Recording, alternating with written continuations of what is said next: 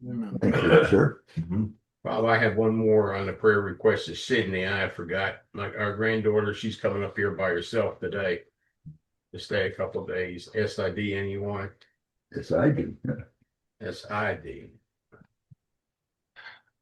I almost had the Y written before you told me. Well, good morning, Ted. Good morning. Let's look at scripture for a minute.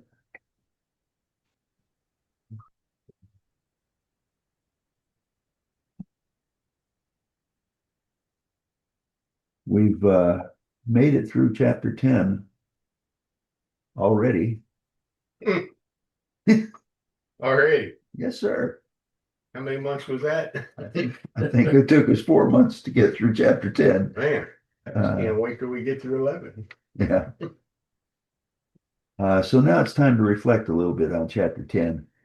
We've learned a lot about Christ in chapter 10. We've learned a lot about uh, our role in following him and our role in sharing in his rulership, his dominion in the world. I think we've learned that when trials come, the Lord, they don't come from the Lord, but when trials come, he uses those trials to work toward sanctification in us as believers, and he uses the same trial to give unbelievers a little taste of judgment, in hopes that they will respond to that and understand that this is just judgment is not a good thing. The judgment is the ultimate judgment is going to be final, and it will not be a good thing. So we've learned that Christ is sovereign. We've learned that over and over again. Christ's divinity is, I think, maybe the major theme of the book of Revelation. And so let's start with that, the divinity of Christ. So as presented here in first 6 verses of chapter 10, and in many other places in the book, the divinity of Christ is a major and consistent theme in Revelation. Well, isn't that why, shouldn't we expect that when we call this the revelation of Jesus Christ? That's what the book is supposed to be, is a revelation of Jesus. And so when we get so hung up in our eschatology and our strange thoughts about the end times, and I put strange in parentheses. Some of it's strange, some of it's correct. But people have so many ideas about eschatology. My deceased brother-in-law, he died in March, but he used to tell me regularly, he was a tank commander.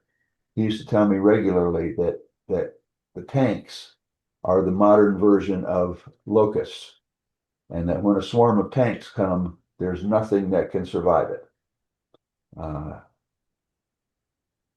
I don't want to be in front of those tanks, but I don't think they're the locusts that the Bible's talking about either. But I mean, the more people you talk to, the more of that kind of thing you hear. We're waiting for 100-pound hailstones to fall. We're waiting for a wretched woman riding a beast to appear in the sky. We're waiting for all sorts of crazy things, and then we'll know it's the end times. We're looking for the Antichrist. I think we've established that the Antichrist appears in every generation.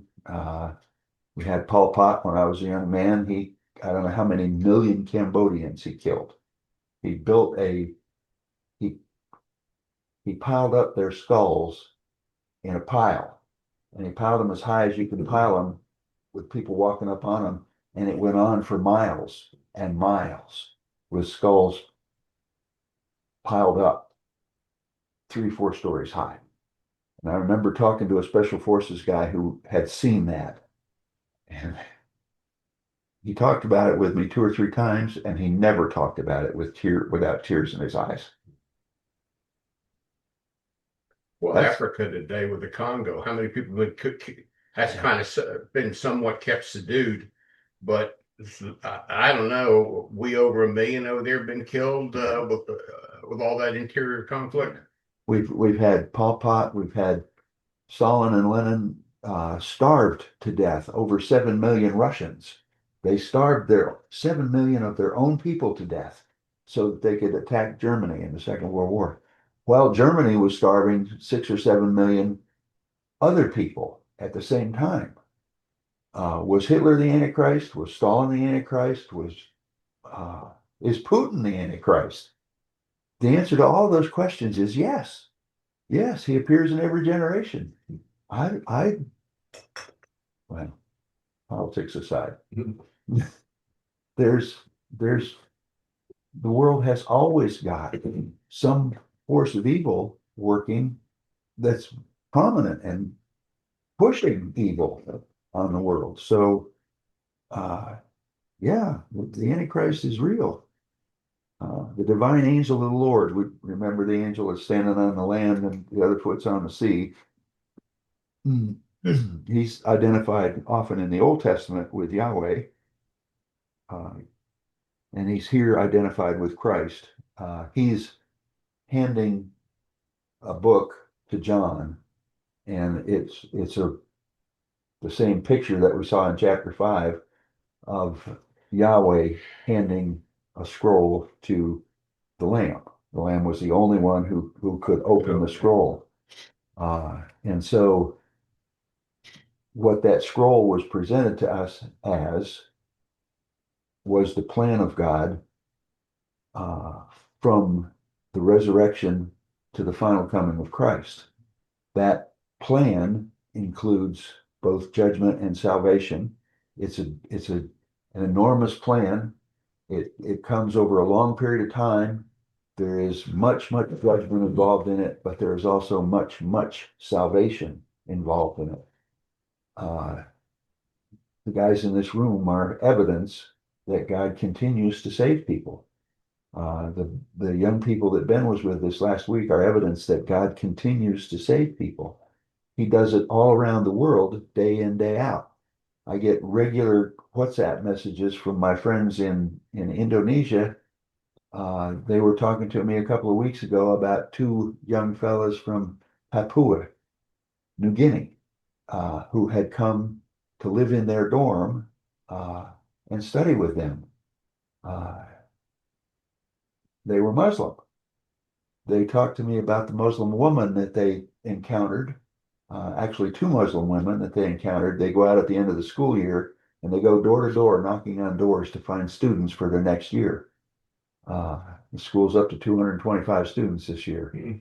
That's 225 students who will hear the gospel before they hear anything else every single morning.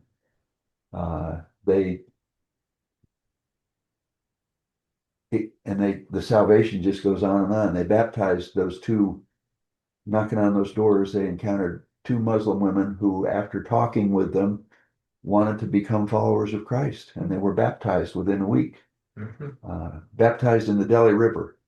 I'll tell you honestly, guys, you and I aren't going to put our feet in the Delhi River. It's the most horrific thing, the second most horrific body of water I've ever seen. I mean, I'm not going to put my foot in that water. I am not. You can see the garbage. You can see the feces. You can see everything that's in that water as it floats by. I am not going in that water. Those two Muslim women got baptized in that water. So the Lord is doing this over and over again. The divine angel of the Lord, identified in the Old Testament with Yahweh, is here identified with Christ, for which idea the commentary provides much support. So the question is, as we read Revelation for the grandiose things that much of the world out there talks about, the tanks are the swarm of locusts. We're waiting for 100-pound hailstones.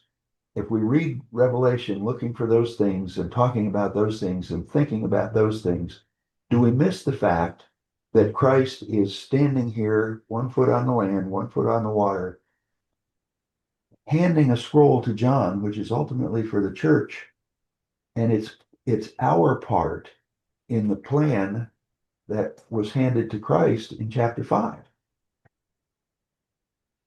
We're looking at the divinity of Christ. We're looking at his overwhelming power over the world.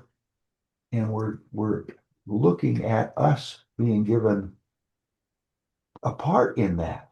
We are to reign with him. We are to do the same things he did. We're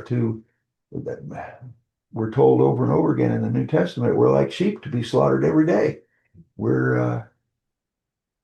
And in the midst of those sufferings, in the midst of that tribulation, we are to maintain our witness. We are to be strong and not back down in our witness.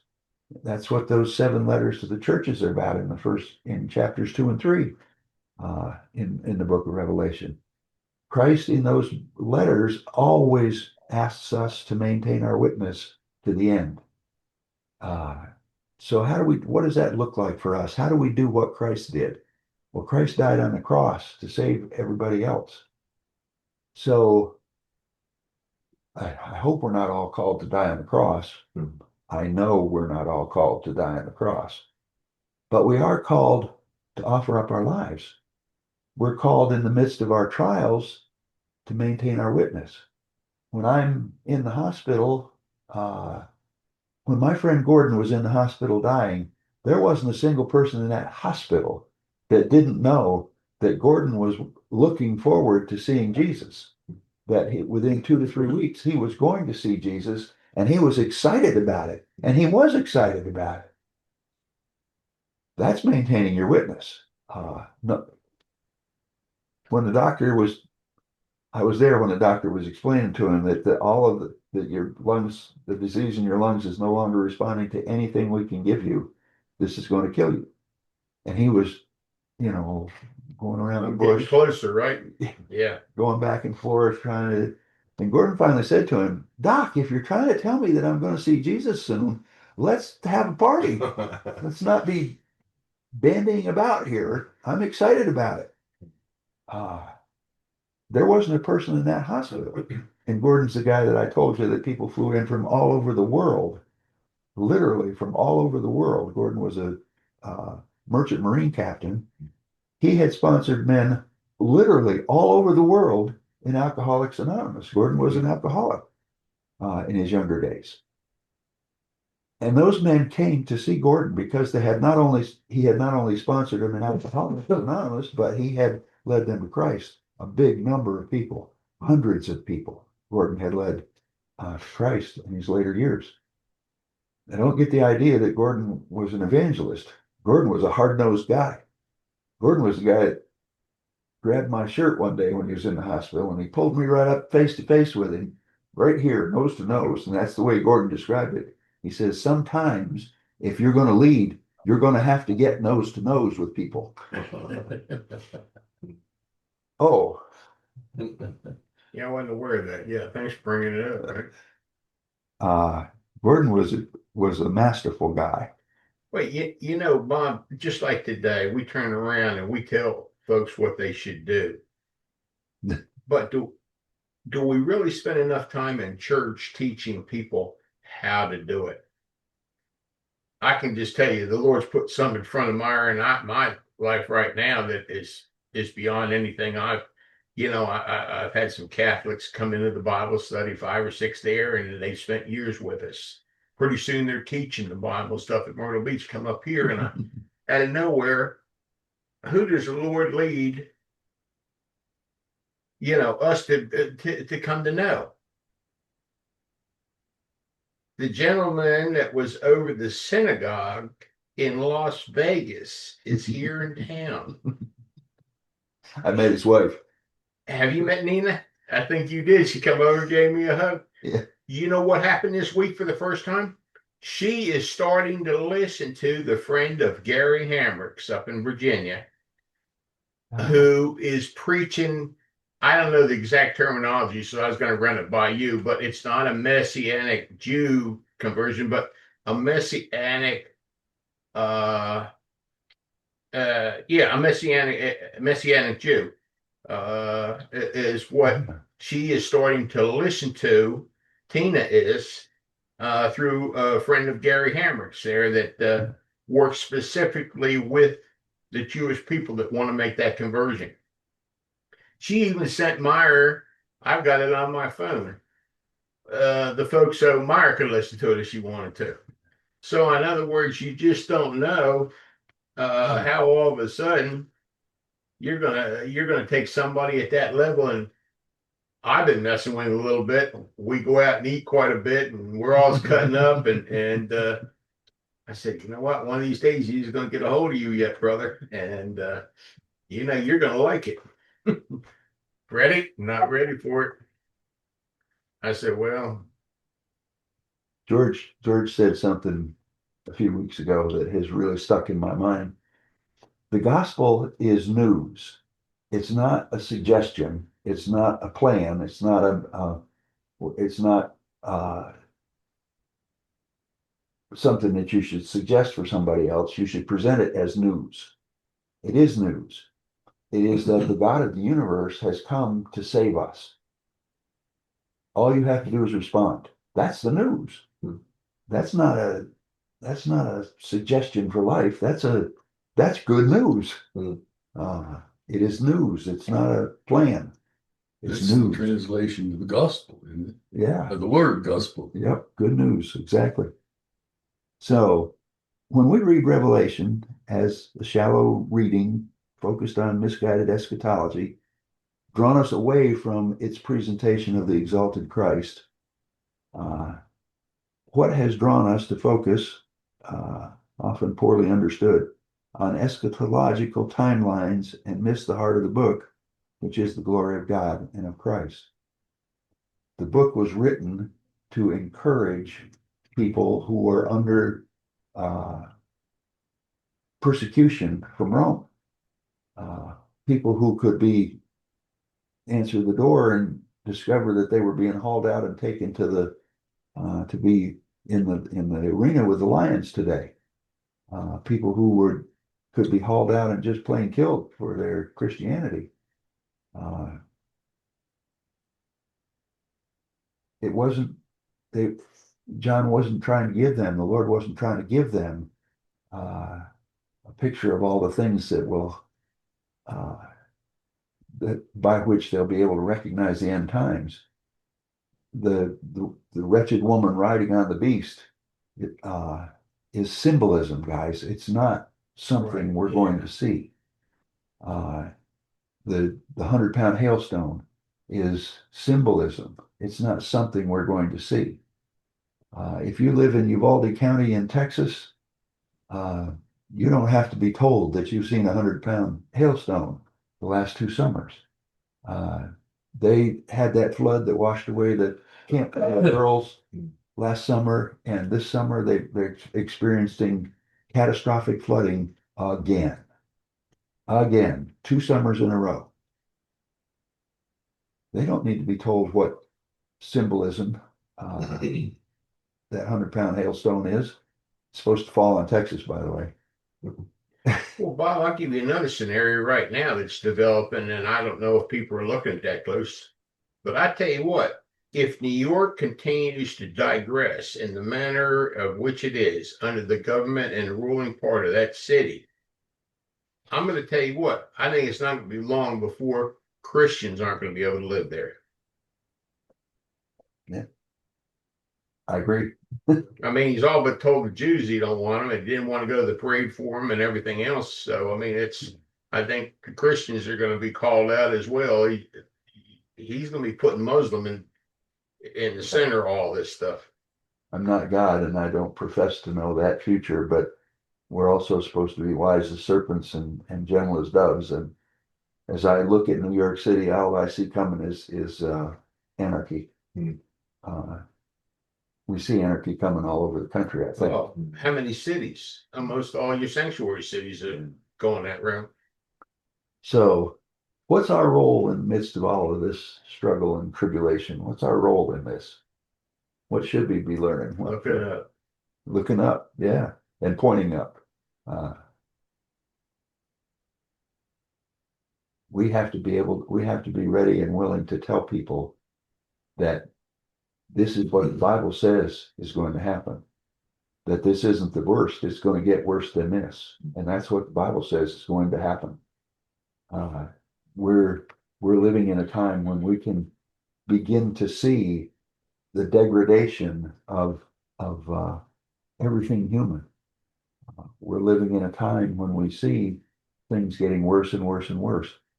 I've been listening to, I just catch the edge of weather reports, but as we're talking about the weather, just in the last 2 weeks, we've got floods in Texas, we've got tornadoes, we've got wildfire smoke. I don't know if you've ever been in that kind of wildfire smoke. It's difficult to breathe, and it will change the rest of your life. You will end up with a lung disease from that, which you cannot come back from. It's the small particulates end up in your lungs and will stay there. This is no small thing. And You got the earthquakes. we got earthquakes happening all over the Pacific Was it Rim. Guam? The tsunami came in. They had to evacuate all those folks. Was Or it- Philippines, somewhere over It was there. a typhoon, and it hit, Typhoon, yeah. yeah, typhoon hit Philippines, then it hit Guam, then it hit South Korea, then it hit China. And in every one of those places, it caused massive flooding and loss of life in every one of those places. My son Jason lives in Guam. He's with the military, and they were evacuated from Guam. How bad does it have to be before you evacuate the military? Pretty still. Yeah, That's a job to just go off and leave that unattended. that's incredible. How about the droughts across the world? I mean, I've never seen as much nature interact around the human being across the world as we're seeing today. You know? Yeah, and it just keeps on coming. And it's exactly what Revelation describes for us, that it's going to get worse and worse and worse. The book keeps telling us that it's going to be the worst that it's ever been. And as it gets worse from that, it's the worst it's ever been. And as it gets worse from that, it's the worst it's ever been. Yeah, that's what's happening. How about right here? You know, 2 years ago, houses were sliding off the mountain. this week I was thinking about the fact that Abraham came to faith when he looked up and saw the stars, and this is what he was going to create. This, Yeah, and he was astounded by it. It brought him to a point of faith. yeah. David looked up at the stars, and he was amazed, and he grasped how vast that was. And he said, "Oh my gosh, who am I? Why are you concerned about me?" Yeah, how can you be concerned about me? This last week, I was reading the thing. Voyager 1 has just left our solar system, and it took some pictures on its way. Yeah. It took 22 hours for those pictures to be translated from the edge of our solar system to us, moving at the speed of light. 22 years. And it's still going. Yeah. And it's passed over. And I think, who on earth are we? Or who in this universe are we? Abraham realized that. And we've got something right that's happened to us that ought to cause us to realize who we are, or how small we are. So if that thing keeps going, are we going to find another Bob Cole? Nope. I guarantee you the mold broke. Uh-oh. Not That because, was fun. not yeah, that was final. That's right, Fred. So let's not miss the heart of the book. Let's remember that this is about Christ and take the time to exalt him when he's being exalted. As he stands with 1 foot on the land and 1 foot on the sea, we see a God that's big enough to encompass the whole world. We see a God that's big enough to hand down a message from heaven to John for us. We see a God that's big enough and cares enough to want to encourage his people who are under persecution. We see a God whose heart is warmed toward us when he sees us. We don't want to miss that. We don't want the young people in our world to miss that. We don't want our sister-in-laws to miss that. We don't want anybody to miss the fact that God so loved the world that he came for us. So And the rose again. and rose again. So the authority of Christ expressed through the church. The authority of Christ expressed through the church. So John draws a strong parallel between the book of chapter 5, which was handed from Yahweh, God the Father, to the Lamb. And there's a strong parallel being drawn between that book and the little book of chapter 10, which we've just seen, which Christ hands to John. Right. It's the same kind of thing happening, so we ought to be aware of that parallel and let it help guide our understanding of what's going on here. So as Christ was handed the plan of God, which he now oversees, it was handed to him to give him authority to oversee it, to oversee the judgment and the salvation. Just as that was given to Christ, so also Christ now is giving to us through John, given to the church through John, the authority at some level, some kind of authority to govern in this period of time between the resurrection and the final coming of Christ. These days that we live in are described in this prophetic book, and it's particularly telling us in chapter 10 that we, the church, have a role in exercising Christ's authority on the earth. So what is our role? Do you feel like you're exercising authority over what's going on in the earth? But how do we do that? And so that's a big question. So this little book is presented in chapter 10, presented by Christ to John and by extension to the church. This shows that all of the authority comes from Christ, but that he chooses to invest his church with a measure of that same authority. If the book, as the commentary suggests, if Revelation, as the commentary suggests, represents the inheritance of Christ in terms of his rulership over the cosmos, then the little book represents the inheritance of the church. What does it say about the authority that God's people exercise?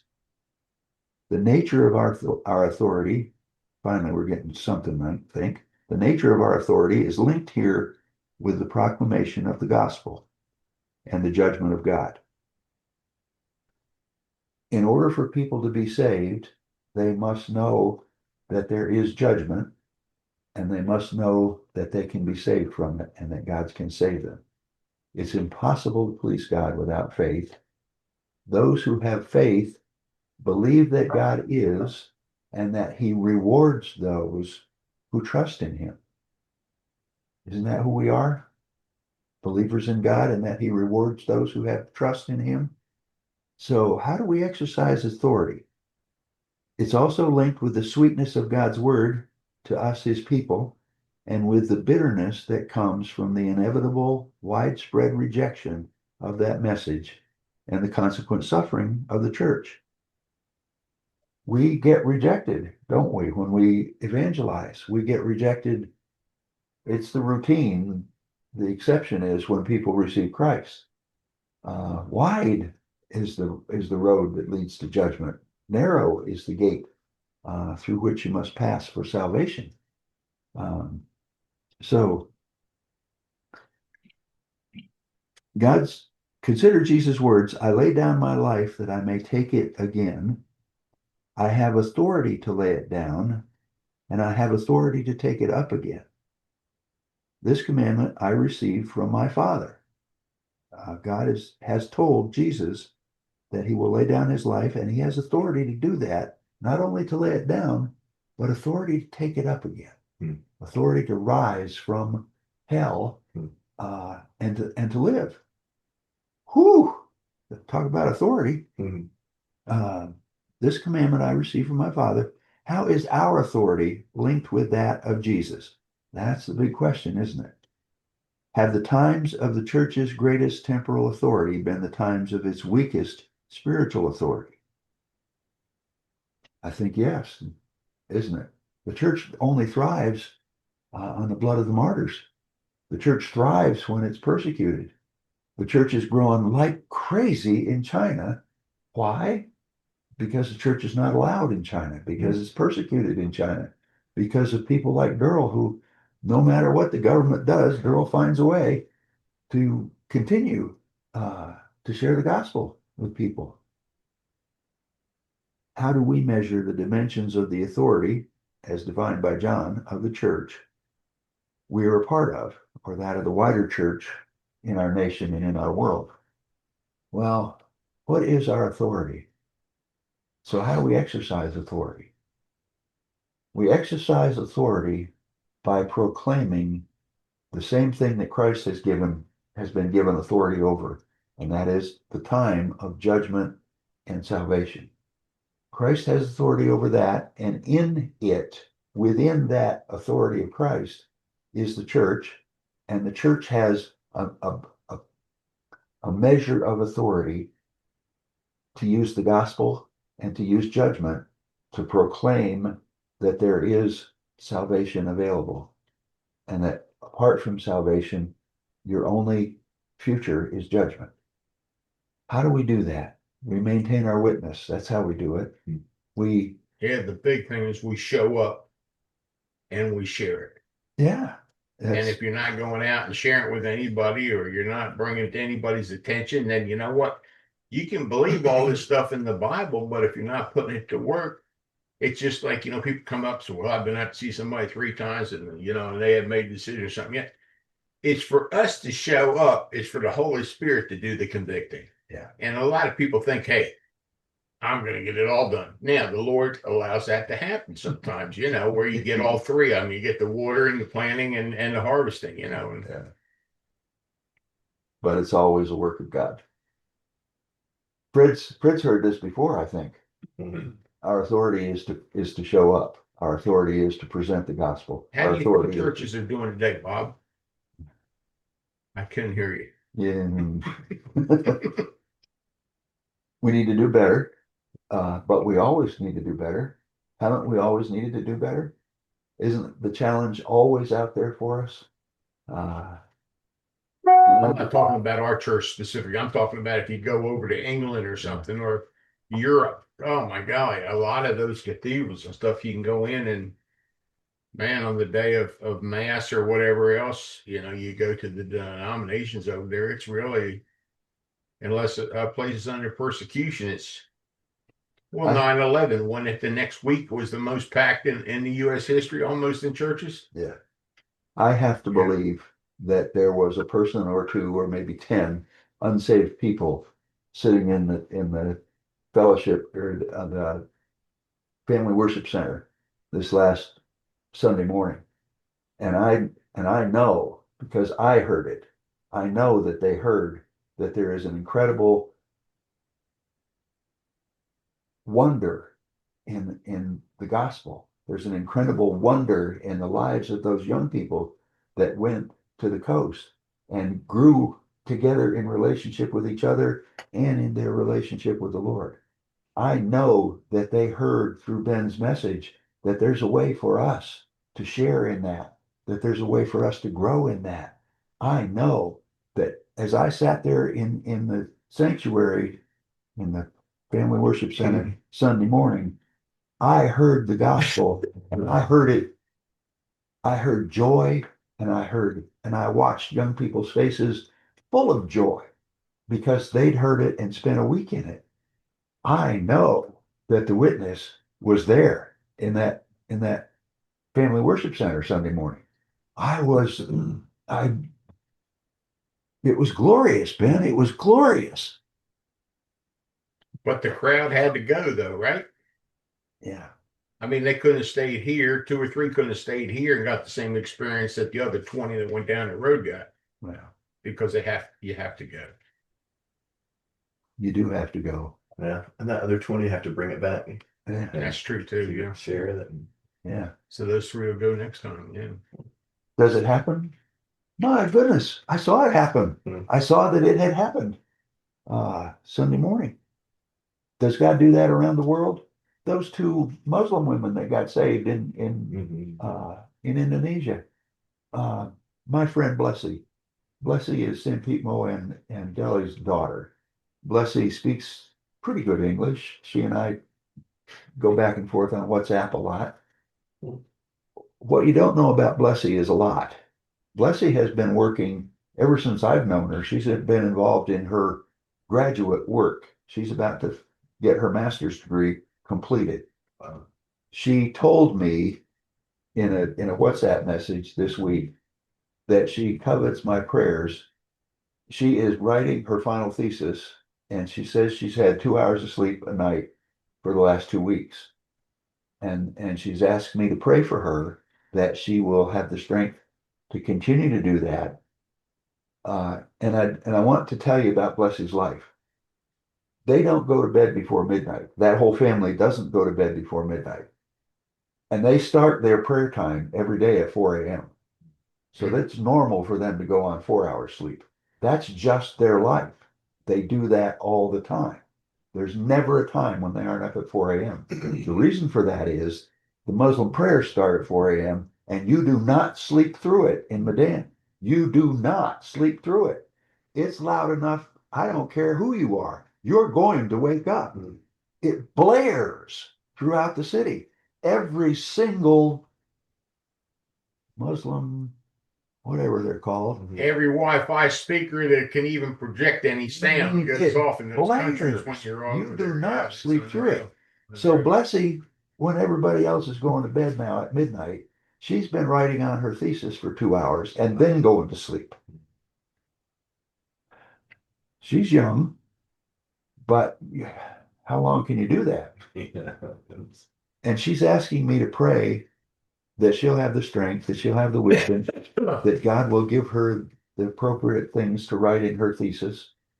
And she's asking me to pray for her advisors, that they will see in her not only an understanding of the materials that she has studied. She studied nutrition. What she wants to do is have her own ministry and teach young women in her nation how to feed to their families so that they can grow up strong and without disease, and that will be her platform to launch the gospel into their lives. She wants her advisors who are judging her thesis to see that in her thesis, as well as that she's mastered the material for nutrition. And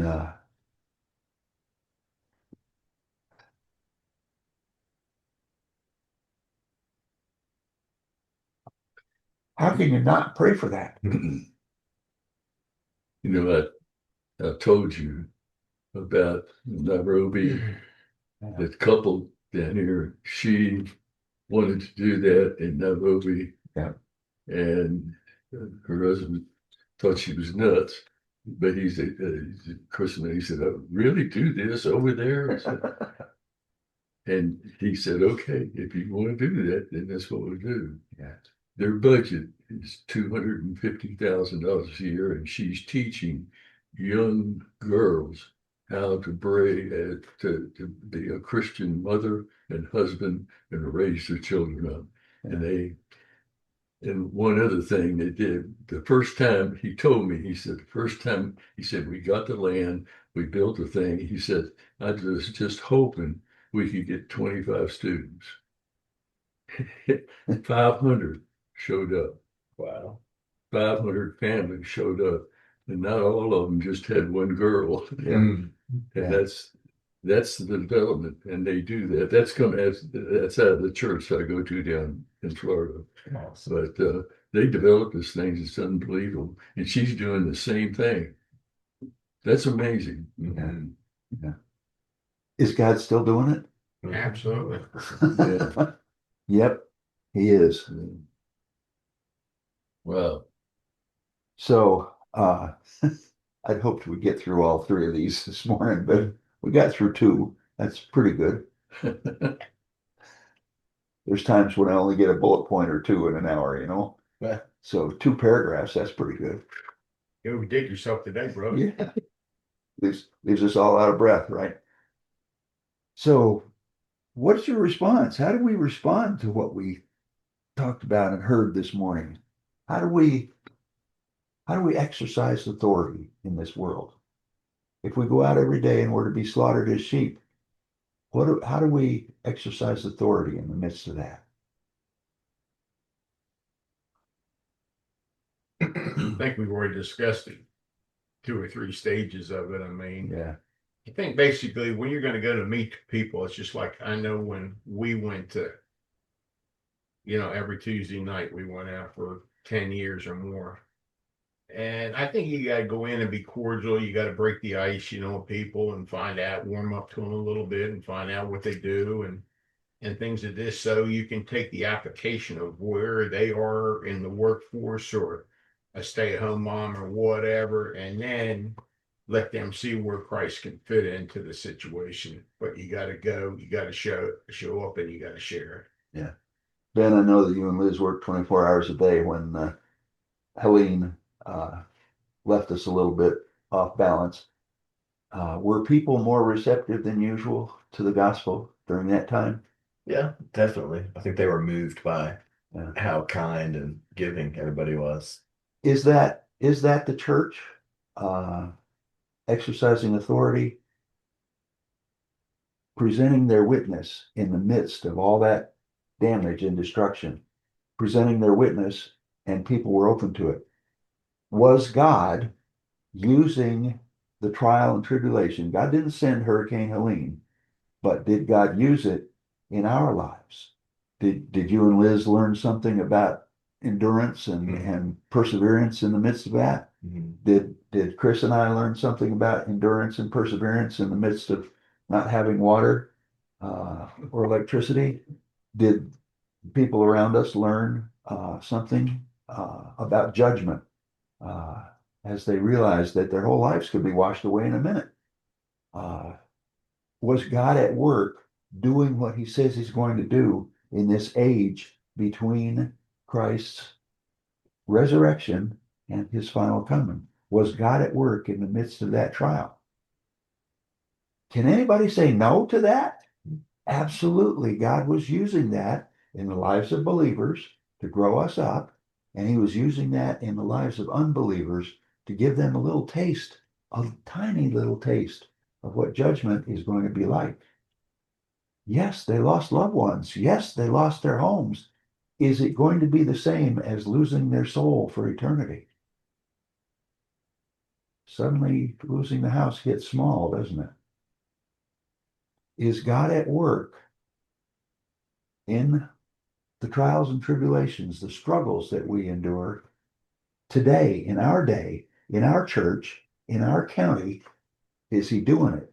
He's doing just what he said he was going to do, isn't he? Just what he tells us the book of Revelation is going to do. Should you and I be encouraged by that in the midst of trying to minister to too many people? Should we be encouraged to know that God is using this for something good in my life, and he's using it to make people's hearts soft so that they can hear the gospel? Should I be encouraged in the midst of it because I understand that's what's going on? Yes, that's what the book of Revelation is about. It's about it's about Christ exercising authority over all of this. Yes, Satan is the prince of the power of the air. And yes, he sends trials and troubles and tribulations. And yes, he wreaks havoc in people's lives. But in the midst of it, God is using all of that to sanctify us and to make other people's hearts recognize judgment for what it is and make their hearts soft toward the gospel. Is that what's going on in our world right now? It is, isn't it? When do you grow the most? Not when things If are easy. everything are smooth and this and that, you're thinking about this or that, or maybe what I'm going to do tonight, or where I'm going to go to, get some groceries or go out to eat or a trip or something like this. But if there's a concern or whatever that comes up versus some turmoil, Yeah. all of a sudden you're not thinking about any of that. Your mind is not on that at all. The best thing to do is to slow down and say, all right, Lord, what are you trying to teach me in this situation? Yeah. Ted, any thoughts this morning? Um, no, I guess this really just makes us understand our place here in as a member of the church.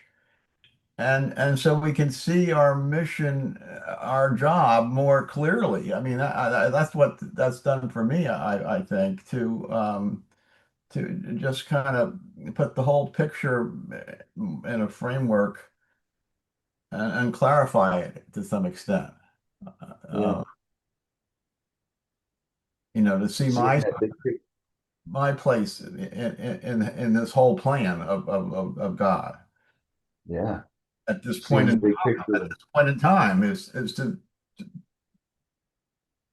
to talk to people where I live and point out some of these things. You think things are bad, but things are going to get worse. And do you understand that these big storms and these floodings are created and things happen? But there is a way that you can protect yourself from all this, and that's by turning to God. Yeah.